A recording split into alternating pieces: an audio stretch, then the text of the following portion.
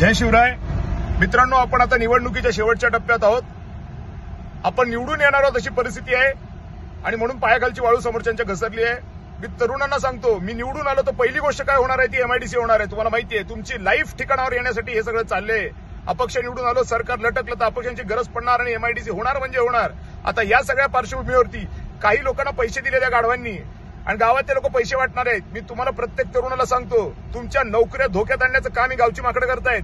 यांना गावात बांबू घाला यांच्यात, त्याला इलाज नाही. कारण हे स्वतःच्यासाठी तुमचं वाटोळं करायला निघालेत. गोरगरीब माणसाचं वाटोळं करायला निघालेत. गोरगरीब माणूस परेशान आहे. एजंटांपासून अनेक लफडी आहेत.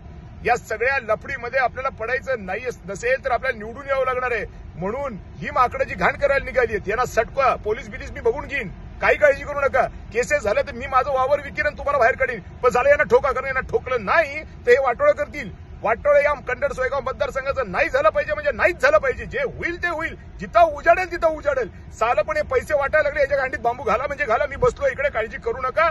कारण मला दिसतंय यांच्या पायाखालची वाळू घसरली, येड्यावानी करायला लागलेत. माणसं 15,000 20,000 हजारची पाकिटं चाललेली आहेत. आता यांना ठोकलं नाही तर आपली ठोकलं जाईल. त्यामुळे आता आपली अस्तित्वाची लढाई आहे, पोरांच्या भवितव्याची आहे, सर्वसामान्य माणसाची इज्जतीची आहे. आता काहीही करा पण याला हाकला आणि ठोका. बाकी जबाबदारी माझी. मागं पुढे बघायचं नाही, वाजवून काढायचं, बमकवायचे सरळ. गावात पैसे वाटताना दिसले की बमकवले करायचंय आणि 2 गावात बमकवले की बाकीचे गाव थंड पडून जातील. आणि त्याही लोकांना मी सांगतोय, साल्यांनो, तुमच्या गांडीखाली आता पैसे आलेत म्हणून मस्ती करू नका. मागं लागून जाईन, पुन्हा सांगतो. आणि इतकं ठोकीन कारण का तुम्ही माराने ठोकत आहे. मला तर तुम्ही ठोकलाय. आता तुम्ही मतदारांना ठोकायला निघालाय. या कन्नड तालुक्याचं, सोयगाव तालुक्याचं भविष्य ठोकायला निघालाय. हे पैसे घेऊन चालू देणार नाही.